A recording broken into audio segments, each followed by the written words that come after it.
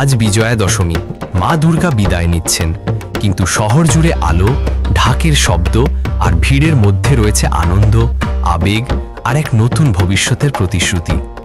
কিন্তু বন্ধুরা, খেয়াল করেছো, এবারকার পুজোটা যেন একটু অন্যরকম। শুধু প্রতিমা বা প্যান্ডেল নয়, প্রযুক্তির ছোঁয়া পুজোর প্রতিটি মুহূর্তকে আরও রঙিন করে তুলেছে। আজকের টেক ইনসাইড ডেইলি বাংলার বিশেষ পর্বে আমরা দেখব কিভাবে এআই, ড্রোনস আর ডিজিটাল পেমেন্টস আমাদের পুজো পালনের ধরনকে বদলে দিচ্ছে, বিশ্বজুড়ে কিভাবে টেকনোলজি আমাদের সংস্কৃতি রক্ষায় ভূমিকা নিচ্ছে, আর আগামী দশকে কেমন হতে পারে আমাদের দুর্গাপুজো। এই বছর কলকাতার অনেক প্যান্ডেলে ড্রোন সার্ভেলেন্স ব্যবহার হয়েছে ভিড় নিয়ন্ত্রণের জন্য, যেটা একসময় সিনেমায় দেখতাম, আজ সেটা আমাদের নিজের মহল্লার পুজোয়। কলকাতা পুলিশের ড্রোন রিয়েল টাইম মনিটরিং করে ভিড়ের নিরাপত্তা নিশ্চিত করছে। এআই পাওয়ার্ড সিসিটিভি এখন ভিড়ের ঘনত্ব নিরীক্ষণ করছে, যাতে প্যান্ডেলে দুর্ঘটনা এড়ানো যায়। ইউপিআই বুথ ক্যাশলেস দানকে করে তুলেছে দ্রুত ও সহজ, একটি কিউআর কোড স্ক্যান আর দান সম্পন্ন।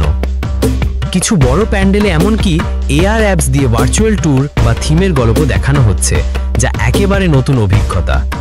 এইভাবে দুর্গাপুজোর মতো ঐতিহ্যবাহী উৎসবকে প্রযুক্তির সঙ্গে মেলানো সত্যি এক নতুন অধ্যায়। শুধু কলকাতা নয়, বিশ্বজুড়েও প্রযুক্তি সংস্কৃতি রক্ষায় কাজ করছে।